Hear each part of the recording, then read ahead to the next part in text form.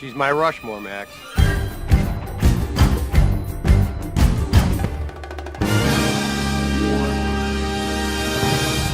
And we are back with our second episode of My Rushmore, where we talk about our personal Mount Rushmores, four favorites, if you will, of any given topic. So far, it's been movies, but we may go on to music, who knows? But Mission Impossible, while it's in everyone's minds, the Final Reckoning, still in theaters, and just the biplane sequence alone, man.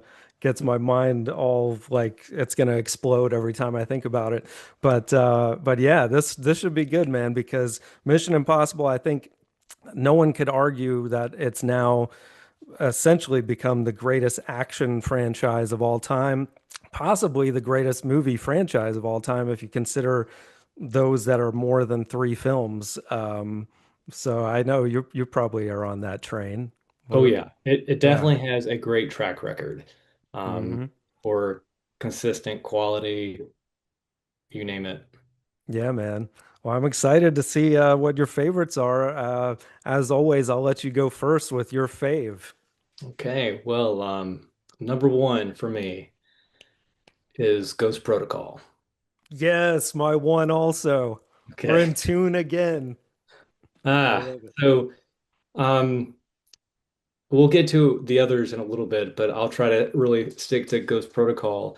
Why this is maybe for me the quintessential is it is the most fun Yeah, of the bunch. They agreed. definitely all have moments of humor, but this one, just from the opening prison break sequence, you have humor is infused throughout. Right, Him looking up at the camera, telling Benji to open the doors, and Benji not doing it and then doing it and just set to a great has a great little soundtrack there. Um, right. ain't that a swift kick in the head? And it's just from the get-go. It's just delight. It's fun.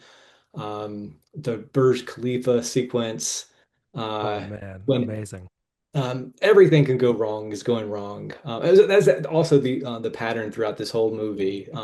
Mission Impossible films are known for their mask, and when they go try to make a mask, it doesn't work, and Hmm. so it forces the team to come up with a more elaborate plan. They have to really use their skills, and then yeah, the gloves that are supposed to stick them to the Right, side of the building immediately stop working.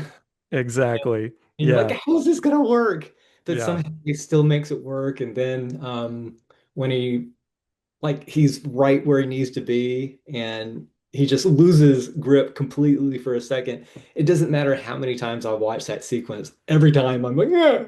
Yeah, yeah. And when he jumps out, and he doesn't have quite enough rope to get to back to the window, and he knows he's gonna have to leap, and so he takes that running um, spin Hmm. around the building and jumps, cuts it loose, jumps, and doesn't quite make it and hits the building. I'm like, just oh my Yeah. goodness. Like so like And this again, the humor, like even in that scene, like they are able to get a great one-liner in there between him and Jeremy Renner. Your line's not long enough! No shit! Yeah, yeah, it so just classic. because it especially the later films, it's almost like he can do no wrong. Right. But this movie, he does solve the mission, but not before Hmm. messing up 1,000 times. And it's just Yeah. it's fine for so much humor. Yeah, yeah, agreed. I think that for me, this was the first one, and you for years have been telling me, like, John, you gotta not give up on Mission Impossible. Start with Ghost Protocol. And it is like, talk about it, like, it feels like a reboot of a franchise if done Yes. right, if you know what I mean. Um, just from, yeah, like nonstop action, humor, and it working so perfectly. There's not a wasted moment. And, uh, Tom Cruise, like, not to fanboy out, but he just looks so damn cool in this movie. Yeah, I think he looks the coolest in this film than Yeah, from the entire franchise. His hair kind of changes from film to film, and I right, think right. this is the perfect hair for Yeah. Right. It's Exactly. it's not as long as part two, but it's a little bit longer than all Yeah. the other ones. But yeah, Yeah, and Simon Pegg really steps up his game in this one, and like so much so, and Renner's great. Like the whole team is great that you don't even realize till the end of the movie, like, oh wait, Ving Rhames wasn't even in this until the end. exactly, Like, what? exactly. He's Yeah, actually not missed, but like I'm glad they brought him back for the subsequent films. But right. yeah, it's just there's so much moving on. Oh, and let's not forget even the beginning. Usually all the Mission Possible movies begin with like a definitive Tom Cruise stunt sequence, but he Yeah, hands the reins over to Josh Holloway from a great actor from Lost, right. and he's only in the movie for just a brief moment. But I'm Hmm. like, I would watch an entire film following this guy. Oh He's yeah, when he falls off the when he building and falls shooting them still. and Yeah, the pad inflates below yeah, him just yeah, in yeah, time. yeah. And you think he just survived that. That's amazing. Only to be shot moments later. It's just like your Right. heart breaks. And so I have such a sense of elation when there's a flashback sequence that you get more of him. And I'm Yeah, like, yeah. ah.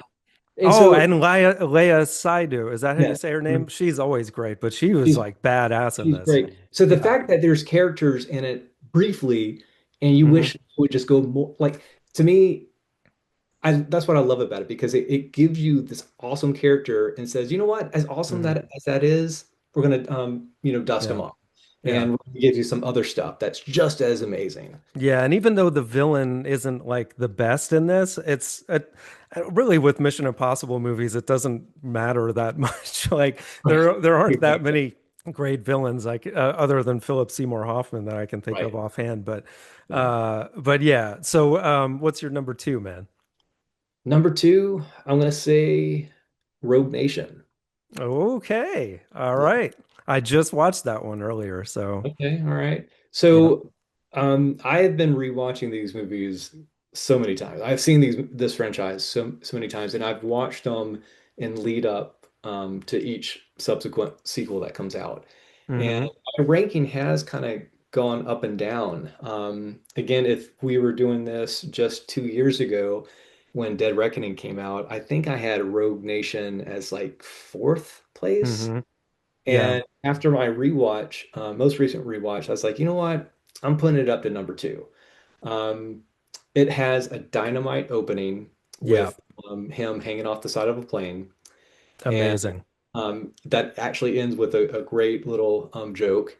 And then you have the fantastic sequence that happens in all the films where he goes to get information, but this time it's in a record store and Hmm. it's on a record.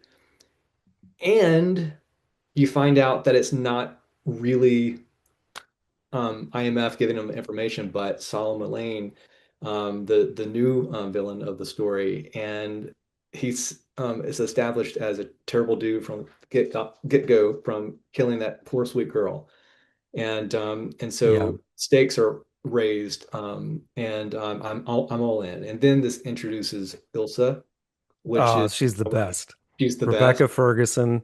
Yeah, Yeah. yeah, Amazing. Can kill exactly. dudes with her legs. Exactly. So Yeah.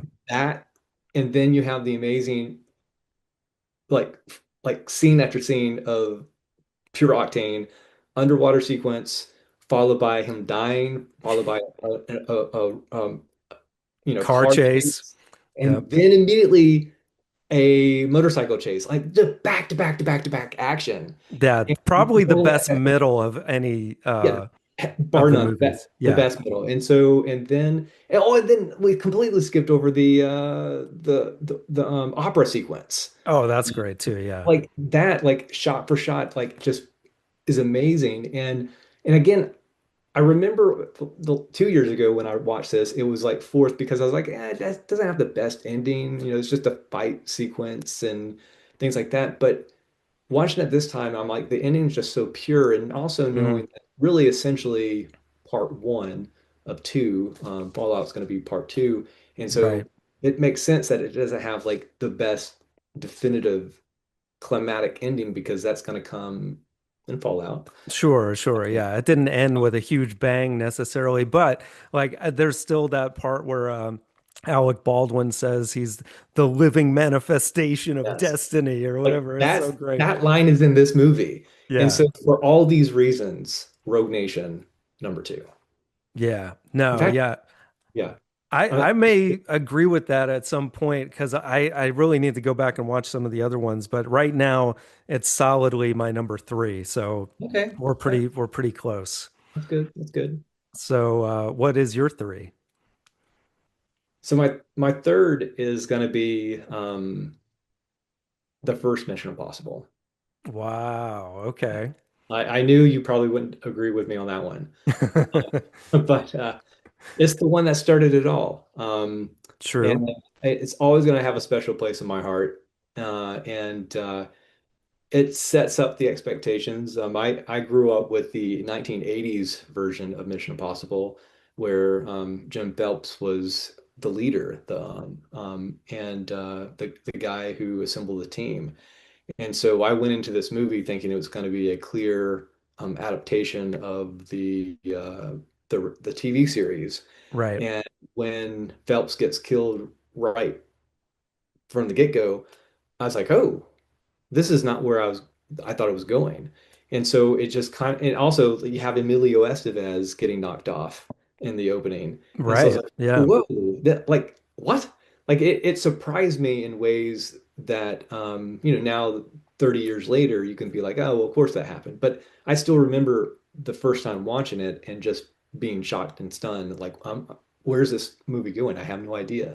Sure. And then it has the definitive break-in sequence of a Langley dangling in that white room. Yeah. Um, Iconic. can't make a sound, can't elevate the temperature. Right.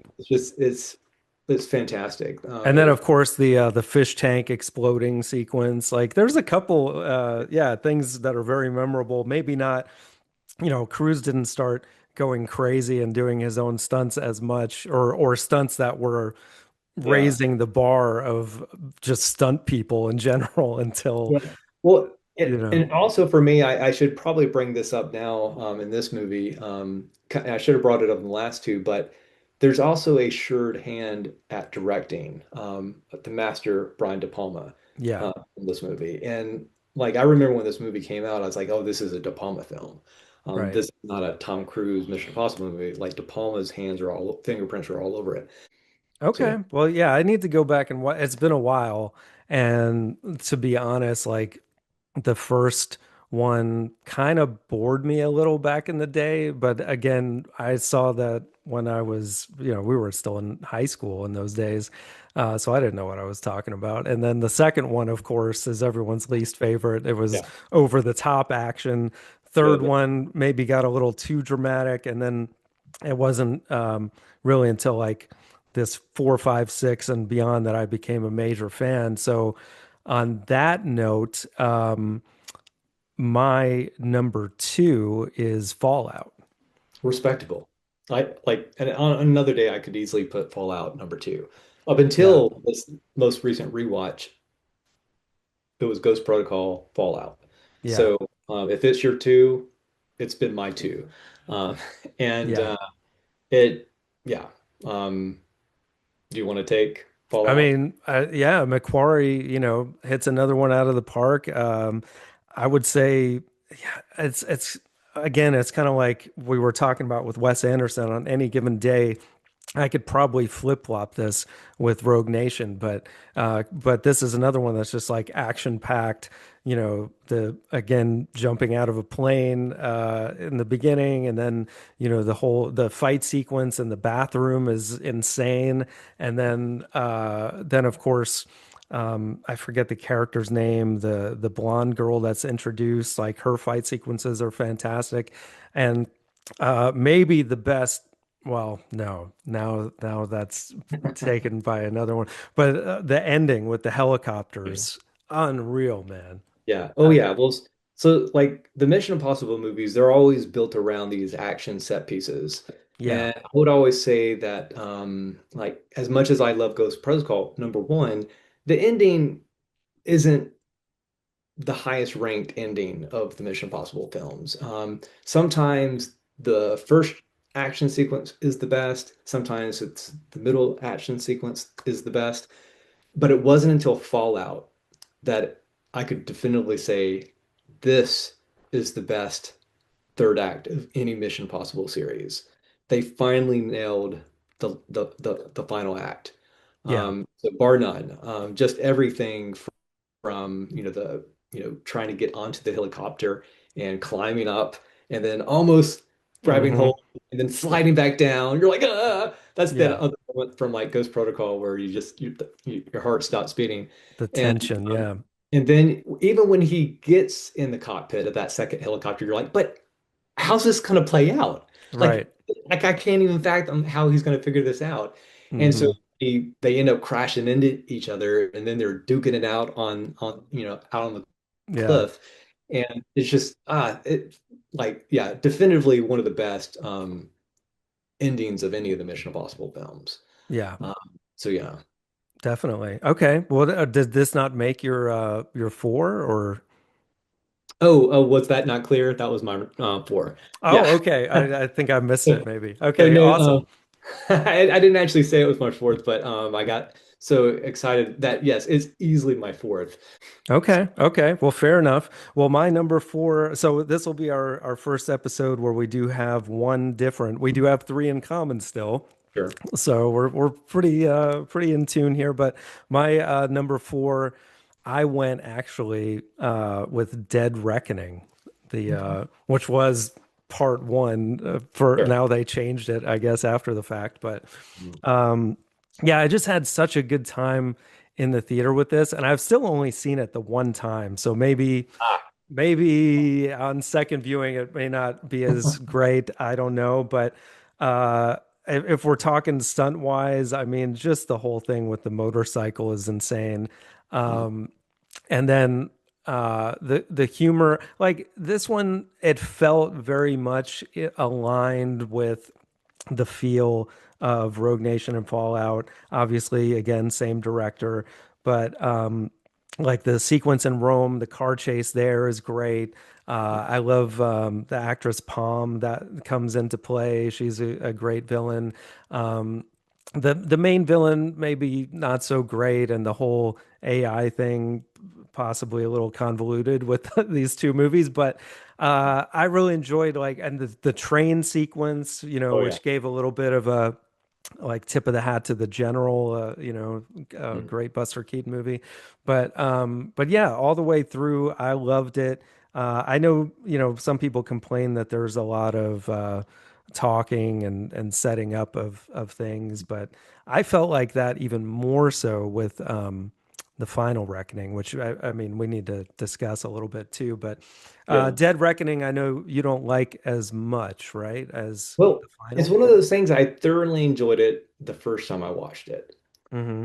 And unlike Ghost Protocol and Rogue Nation, the more I watch them, the more I love them. There Yeah. was diminishing returns. I've seen Dead Reckoning now three times, Okay. and I think I even downgraded it an entire grade on the third watch. Okay. It's not as rewarding as on a rewatch as other Mission Impossibles for me. Gotcha. And Yeah. that's really bar none why the top four that I have are the top four. Hmm. I've watched them so many times. Right. And the fact that Dead Reckoning is only 2 years old and I'm already like, all right, it's good. Yeah. That being said, compare Dead Reckoning to any other action movie, it's Right. phenomenal. Same goes for Final Reckoning. I thoroughly Hmm. enjoyed both films, but if we're ranking them against their own franchise, that's when I have to be a little bit more nitpicky. Um, Yeah. Yeah. so yeah, Okay, fair enough. Well, yeah, so this will be fairly easy to rank based on our combined thing. Obviously, Ghost Protocol is going to be our combined number one. Rogue Nation will be second because you had it two, I had it three. Then Fallout, our other commonality. And then since you had the original Mission Impossible in a higher slot, that will round out at number four. So not bad. We'll show the final list here at the end, but uh, before we go, Final Reckoning, your thoughts? Like for me, it did feel a little bogged down by all the exposition in the first half. But then, of course, the two action set pieces kind of like made up for it, especially the last one. Like I was feeling like 3 stars until the biplane scene, and I was like, I gotta bump it up to 4 now. Like that was just insane. Tom Cruise, how he continues to top himself with this stuff, and how he hasn't killed himself yet is quite astonishing. Yeah, like I just the submarine sequence, like I loved it so much. Like except for the one time that he says something out loud. Yes, yes. It wasn't necessary. Like you have man. You don't have to spoon feed me anything. Yep. And yeah, the sheer action of Tom hanging on to a biplane flying 140 miles an hour, and you can just see the wind Yeah. buckling his face, Yeah, yeah. And it flipping and then flipping, and like he's him just holding, climbing from plane to plane. I'm climb, like, oh my climbing and just God. holding on for dear life, and just any other I'm like, person. I know he lives, but like I was like, he's gonna die watching it. I was so Exactly. worried. And like it's pure ridiculousness. The fact that there's multiple storylines going all at once and everybody needs to be in sync for this to work. And of Right. course it does because it's a Mission Impossible movie. If Of it did course. not, I'd be disappointed. But the fact that he has a moment to put in the thumb drive Hmm. before jumping out of the cockpit and he doesn't because it's on fire. I'm like, no, no, Yeah. no, no, that'll just take a second. Go ahead and do it because I think all the wind rushing up at you, this Hmm. little thing's just gonna fly out of your hands. But Right. it doesn't. He Of course. manages to do it and Yep. save the world. But yeah, it just kind of. But the reason why Dead Reckoning and Final Reckoning don't fall in to my top four is that it kind of breaks the mold of these films purposely. Hmm. Um, the best films they have, again, if it's not broke, don't fix it. They begin with a standalone action sequence where Tom Cruise does something crazy, and then it begins after that with getting the mission. And both Dead Reckoning and Final don't begin with that. It's a lot of exposition, Right. uh, bringing you up to speed. And I'm like, no, no, no, guys, you have a formula. Yeah. Yeah. Start with something just like crazy, and then we'll get to the exposition. And it Yeah. just both is information dumps from the get-go, and so I'm like, Yeah. And like to me, at almost 3 hours, I felt like there were certain things that could have easily been skipped. Like, I know that there's people that, are just such diehard fans of the series that they want to know everything about every character. But like, I felt like there were two characters that they kind of did this like side story that didn't matter that much, in my opinion. But, um, so as a diehard Mission Impossible fan, I did like all the callbacks and mhm, tying loose ends together. Like one of the issues, um, part three will never be in my top four, is that the rabbit's foot mhm. is just J.J. Abrams' mystery box. He never intended to explain it. And these are Yeah. films where they do explain things. They're trying to get the nuclear codes. They're Yeah. trying Yeah. to get something very tangible. So why be vague with the rabbit's foot? So Right. I appreciated the fact that they gave us an answer for that, and they Right. tied things together. I love the guy from the first film in the Langley sequence coming back and being a pivotal role. That was great. Those are things that I thought were phenomenal. The thing that I didn't love was Shea Wiggum being Jim Phelps' long lost son. That Yeah. was one step too far. I didn't Yeah. need that. And because I've seen these movies so many times, they didn't need to show me clips of the old movies. Exactly. I know what they're talking about. Right. Um, I just see that as these films aren't as heavily watched in somebody's filmography rotation like for me, and Yeah. they need that reminder. And so I knew they were just spoon feeding general audiences who maybe didn't even see Dead Reckoning, and they're just showing up randomly to see Final Reckoning. So I'll Sure. give but yeah. Yeah. But yeah, all that being said, even with the negatives, I mean, obviously we both loved it, and what a great final send off for the series, if it is in fact the final. I guess that remains to be seen, but who knows? But yeah, I mean, they're really the only one that I would consider like not a well-made movie is probably number two. All the other ones are at least good. Oh, So, absolutely. I give really good ratings to all of them except for part two. yeah. For the longest time, I had only seen it once when it came out and just hated it so much that I Hmm. used to watch it again. And even time every time I would rewatch all the films, I would go one, three, four, five, six. And this past year, I did finally go back and watch two. And I was kind of curious if I would be a little easier Hmm. on it. And nope, it sucks. This is not what Yeah. I was.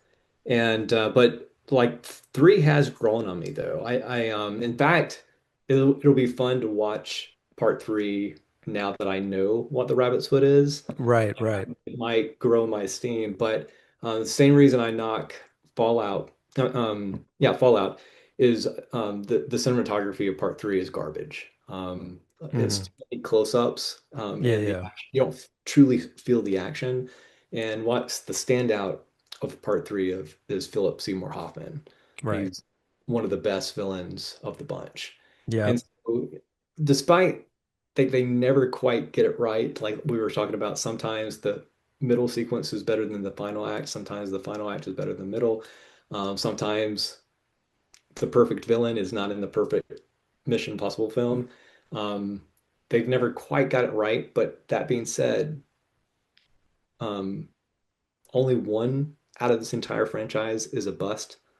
That Hmm. makes it one of the best franchises for me. Yeah, yeah. I mean, when you think about franchises that have done six and more films, like Star Wars has been run into the ground, Mhm. uh, so, you can argue, prequels, sequels, what's worse, but like obviously the original trio was the best, and then even Indiana Jones, like they probably should have stopped at three as well, and all that kind of Yeah, stuff. yeah, But because like yeah, as much as we're talking about Dead and Final Reckoning not being in our top four, at the end of the day, I still love these movies. yeah, They didn't leave on a sour note like definitely Star Wars did. That ninth movie really bungled everything and did not tie anything up. And yeah, uh, and at least with Final Reckoning, like I feel like if this was the last film, it did a really good job of tying up all the loose ends and yeah, all the agreed. things. Well, cool. Yeah, we kind of got our final reckoning review in there as well. So, yeah, so let us know in the comments below what you think. What would your four favorites be? Let us know if you think we got it right or wrong, and we will leave you with the image of the final combined Mount Rushmore of our four faves. And we'll see you on the next one. Peace.